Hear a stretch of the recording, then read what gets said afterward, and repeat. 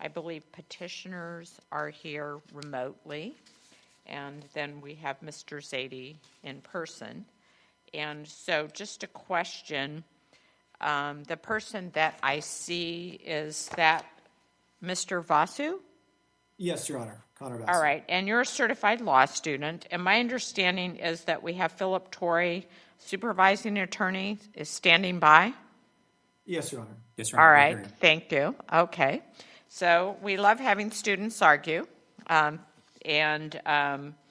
you've had a chance to see all the other arguments, and each side has 10 minutes total, and so you're the petitioner, so we're ready to hear from you.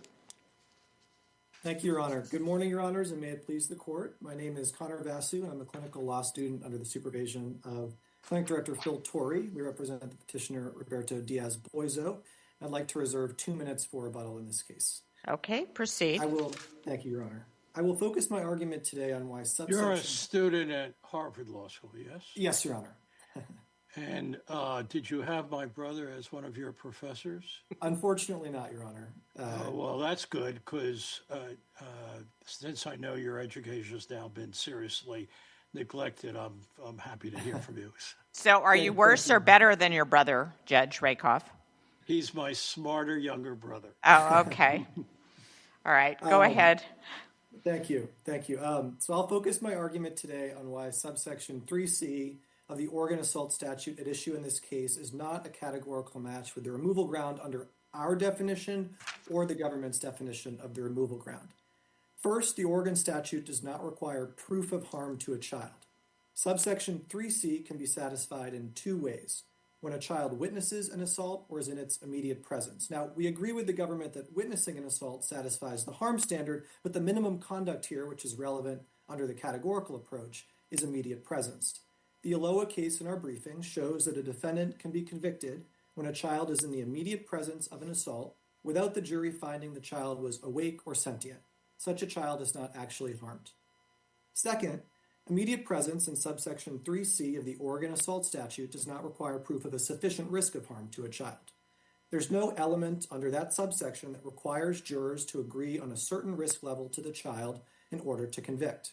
And we think this case is closely analogous to this court's decision in Menendez versus Whitaker, a case in this court applying the SORM standard. Menendez held first that there was no actual harm to a child in a sexual contact of a minor statute because the defendant in that case, the child did not need to be aware of the nature of the sexual contact. That's the same here in that a defendant here can be convicted if a child sleeps through the entire assault. All right, so the case that you cite analyzes what statute? Is it a California statute? Your Honor, it's California 288C1.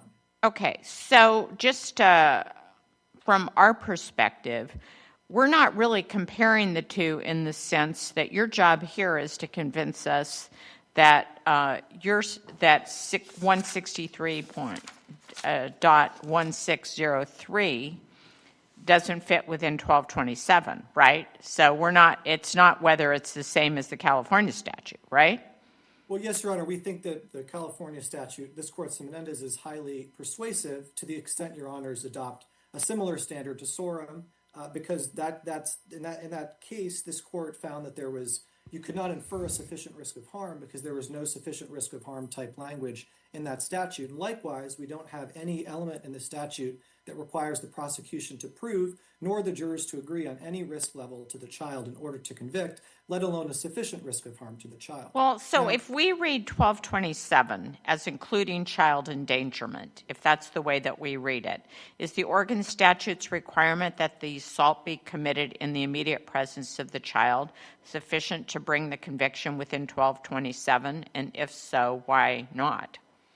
No, Your Honor, because immediate presence, the statute, the relevant case law defining the statute, and the jury instructions, none of them require the jury to agree to make any sort of a finding on any level of risk of harm to the child, let alone a sufficient risk of harm to the child. And we think that this is similar to the case. But why isn't that an inherent in being immediately in the immediate presence of an assault? Well, Your Honor, the definition, the relevant test here is comparing the minimum elements of the statute. Yes. And under the minimum elements here, all the jury needs to agree is that the child is in the same physically unseparated Yeah, areas. immediate presence. And so Yes, Your Honor. if a child's in immediate presence of an assault taking place, the risk of harm to the child is obvious. Well, I would disagree, Your Honor, in that the jury is never required to make any decision under this case about the requisite level of risk of harm to a child. The jury is not parsing any factors that relate to the child's risk of harm. Why does that matter? I mean, if the jury finds that the child was in the immediate presence of an assault taking place, it's just inherent in what that finding means that there's a risk of the child. I would disagree, Your Honor, and I think that there is a distinction between reading the statute as immediate presence where there is a high likelihood of harm to a child, which is what the government would like to read the statute as, and immediate presence, which does not require the jurors to agree and concur. I mean, even if all jurors in a particular case agree that there is a certain risk level to a child, they still do not have to make that finding and concur on any sort of a risk level to the child in order to convict. And we think that is a distinction that matters. That's why this court in Menendez found there was no sufficient risk of harm. I don't know. I mean, why couldn't Oregon just say that the risk of harm factor is subsumed or is met by the immediate presence factor? So Oregon can as is its prerogative, Oregon can write a statute in this way. But if you look to Menendez specifically cites Mathis here. And Menendez writes that while the statute at issue at that case may reflect a legislative judgment that conduct often presents a risk of harm, the inquiry is limited to the constituent parts of the crime's legal definition. And our argument, Your Honor, is that there's no, unlike all the other cases today, unlike for example, the Rivera-Mendoza case, the government specifically points to case law and the statute where there's a likelihood of harm finding baked into that statute. Here, the prosecution does not have to prove risk of harm, let alone a sufficient risk of harm, nor need the jury concur on any requisite level of risk of harm. And this court has never inferred a sufficient risk of harm under SORM into a statute where absent that risk of harm language, that sufficient risk of harm. So can I understand your argument? So you're saying that a state, Oregon, cannot transform the risk of harm prong into like a factual prong. Is that your argument? So, say that the Oregon legislators say risk of harm, in this case, equals immediate presence to assault. You're saying they can't do that. Well, Oregon could certainly write the statute in a different way as they did in another statute. It's its prerogative. Oregon can certainly write the statute in this way, but what Oregon has not done here is include a risk of harm element in the statute. And what way is the statute written? My understanding is it contains 4 sections allowing assault in the 4th degree to be classified as a felony. While a person might qualify for more than one section, each contains a separate requirement. Why shouldn't we read the statute as divisible? Well, we believe that you should read the statute as divisible, Your Honor. We think that for 2 reasons. One, there's case law, Oregon anti-merger law shows that if you commit multiple aggravating offenses, these offenses aren't separately punishable. So we think that it's best read as one element of aggravation, and the circumstances are simply alternative to ways to commit that aggravating element. And would also point, Your Honors, to Reynolds versus State, which we discussed in our briefing, reply briefing on page 20, which contemplates that it would be legally sufficient to issue a general indictment charging a defendant with felony 4th degree assault without specifying a particular circumstance.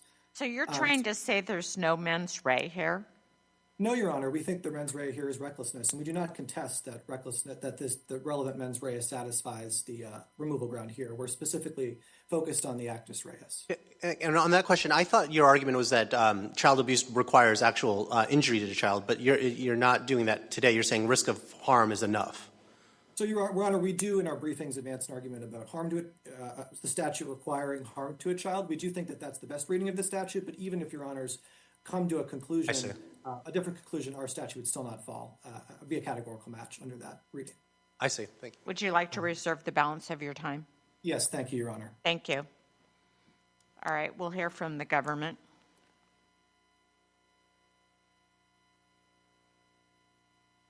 Good morning, Your Honors. Imran Zaidi again for the government.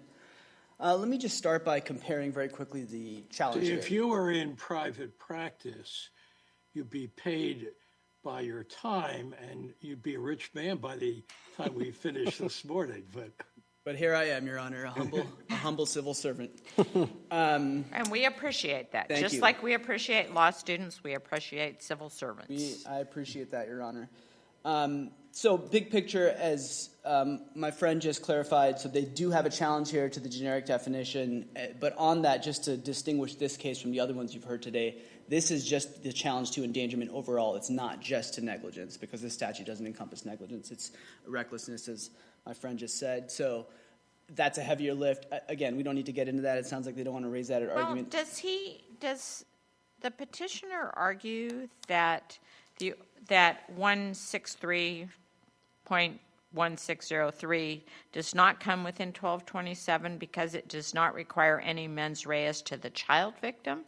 That's one of the arguments, Your Honor. I don't know that he just raised that, but in the brief, their argument is that as to the act, it requires at least recklessness. But then for one of their arguments is that there's no mens rea as to the child because it doesn't say anything in that aggravating factor subsection. But that's never been required under any generic definition that anybody has contemplated, and certainly under the matter of Velazquez-Herrera definition. The mens rea is only required as to the act itself, and here you have a So it requirement. appears the Oregon statute simply requires the presence of the child. Correct. Why does this show the requisite reasonable probability of harm for inclusion under 1227? So there's two ways to violate that aggravator subsection, the being a witness or being present, immediately present. Petitioner has conceded that being a witness would be emotional abuse, and so that would be child abuse. And then the question then becomes, and I think that's really what this case boils down to, is being in the immediate presence, which Oregon has defined as being in the same physically unseparated space as the victim, whether that creates a risk of likely harm to a child, be it physical, emotional, something else. And we think it's clear that it does because you are talking about a physical assault on somebody in a domestic context with somebody right next to you or in the same physically unseparated space, and in a manner in which petitioners conceded if they witness it, so even taking their example of somebody who's sleeping, the question is just, is there a risk that they would likely just wake up and witness it? Petitioner concedes that would be abuse, or that the physical altercation would spill over into the child themselves. And so the question becomes, is that a risk of likely harm? We think it absolutely is. We dispute strongly petitioner's contention that the words risk need to be in the elements of the statute or in the statute somewhere itself.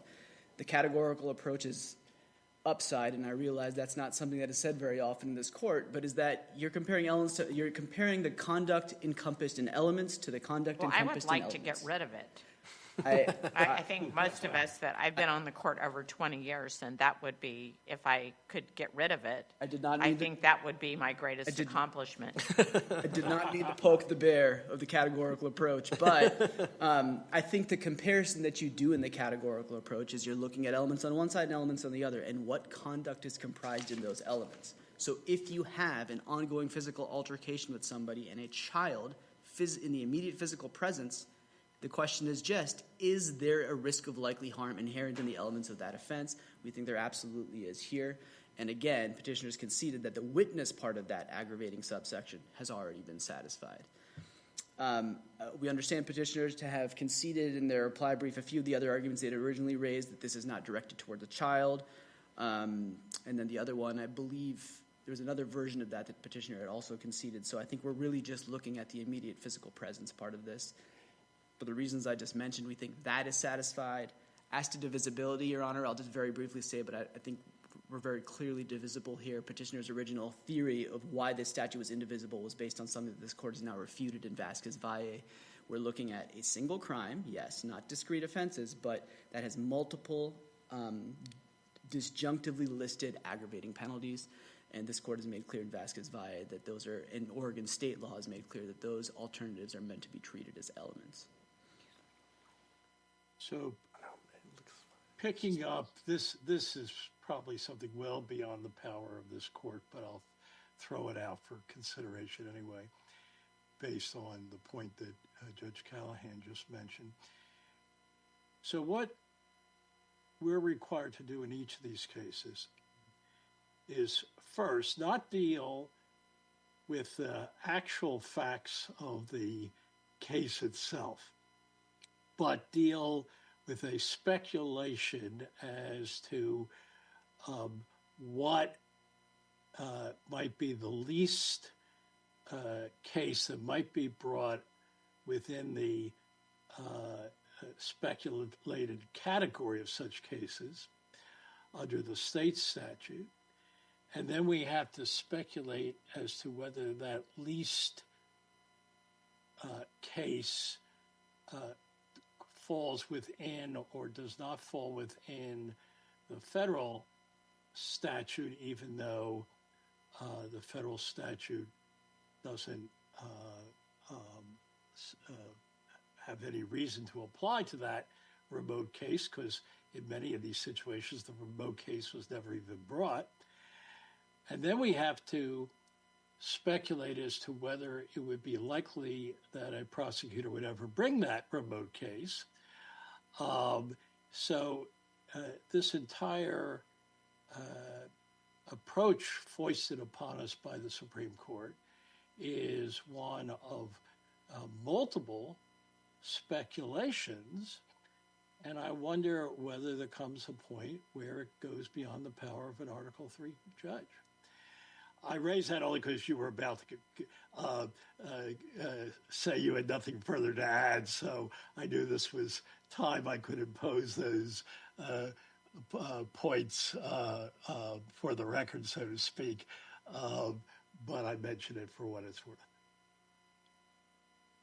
I don't know if you have to answer. I don't. I didn't understand it to be a question, Judge Rakoff, but I will just clarify, because the speculative ordinary case starts to sound like Sessions versus DiMaio on constitutional vagueness. I think I agree with everything that you just formulated as what the categorical approach does, except that it sounds a little bit more speculative. You are still looking at the sort of least minimum conduct in the elements of a statute and then just saying whether that matches up with the generic definition. So I just wanted to push back just on the part of that characterization that was speculative or in the ordinary case, because that was the problematic part of the unconstitutional vagueness holding in Sessions versus DiMaio. But otherwise, yes. Yes is my answer. There are problems here, and for now they are yours, I'm sorry to say. But I have nothing else if Your Honor has no I don't think questions. we have any additional questions. Thank you for your argument. Thank you very much. All right, and you have a little rebuttal time. Thank you, Your Honor. Just one quick point, Your Honors, is that under the categorical approach, Your Honors are required to compare the least culpable conduct, as Judge Rakoff was talking about, the elements of the state statute to the removal ground. And here, there is no element in the state statutes that requires the prosecution to prove, nor the juries to come to any relevant conclusion about a risk of harm to a child, let alone a sufficient risk of harm. Counsel, your friend, mentioned, it's a good point, though. You conceded that witnessing the assault satisfies risk of harm. Yes, Your Honor. So why couldn't it, being in immediate presence then, isn't it just a matter of the chances the child wakes up or opens his eyes? That could very well be, Your Honor, but even under that circumstance, the jury is still not required to come to any conclusion. Well, but even under the witnessing prong, that the jury's not required to make that finding either. Well, we would say under witnessing, that's actual harm rather than a sufficient risk of harm. If you look to, for example, the case Mendoza-Osorio that other counsel cited, we think that emotional or psychological harm is inherent in witnessing, whereas with the sufficient risk of harm, that would require an element in the statute. But why would why would harm be allowed to be implicit while risk of harm has to be explicit? I don't understand that. Well, Your Honor, I think that's what this court has held in Menendez, and that's what the board has held in its published decisions following SORM. It's specifically required when it comes to risk of harm offenses to have an element in the statute that have risk of harm. And they've said that in SORM, they've said that in Rivera-Mendoza, and that's what the government even argued in Rivera-Mendoza's case, that it required some case law or element there. Unless there are further questions, Your Honor, we request you grant the petition for review. Thank you very much. All right, well, I want to thank you both for your argument here, and I think I want to thank Harvard for having a clinic that allows representation, and I think that Mr. Diaz-Boiso has been well represented by a law student, and you're welcome back anytime. And you're welcome back anytime, Mr. Zaidi, even though I saw you a lot today. So thank you both for your helpful argument in what are difficult cases. And this matter will be submitted, and this court is in recess.